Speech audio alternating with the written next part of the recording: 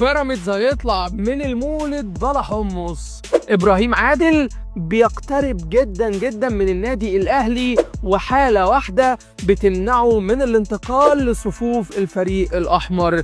ايه هي الحاله دي؟ هل النادي الاهلي اصلا عنده النيه انه يخلص مع ابراهيم؟ يلا بينا نعرف كل حاجه من البدايه للنهايه على كوره زون. ابراهيم عادل واحد من اهم وافضل المواهب في الدوري المصري، وبدل المره 2 و3 ابراهيم كان قريب جدا جدا من النادي الاهلي.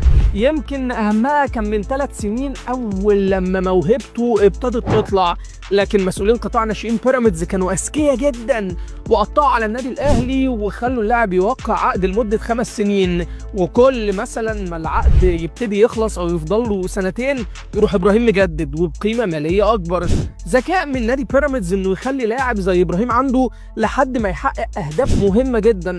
يمكن اهم الاهداف دي هي الفوز بدوري ابطال افريقيا وتكوين فريق قوي وايجاد بديل ليه، وحتى لو ما لقيتش بديل الاقي لعيب يبقى اقل في الليفل بس بيديني كواليتي مشابه لابراهيم. وكمان النادي بيراميدز قدر يستفيد اخيرا ماليا من صفقه بحه، المقابل وصل لحوالي 4 مليون دولار. وعلى فكرة أنا عايز أقول لك حاجة، إبراهيم ساب بيراميدز واحترف في الخليج عشان عايز يسيبهم بأي شكل، لأنهم ضيعوا عليه حلمه بأنه يحترف في أوروبا لما جاله عرض من نادي ختافي ورفضوه بدل المرة 2 و3، وده اللي خلاه بقى يتجه للاحتراف الخليجي، لأنه عمره برضه ما هيعرف ينتقل للنادي الأهلي من خلال بيراميدز.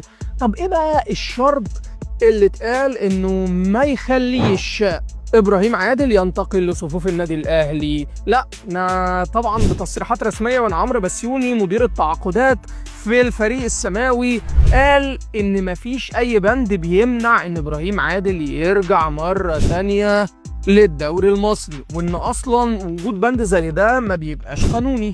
وعدم وجود نسبة بيع من الأهلي لبيراميدز لنادي الجزيرة ده هتبقى حاجة كويسة جدا جدا، يعني الصفقة مؤشرة. العائق الوحيد اللي ممكن يمنع إن إبراهيم عادل ينضم للنادي الأهلي هو مش عائق واحد الحقيقة، هو عائقين، خلينا أبقى صريح معاك.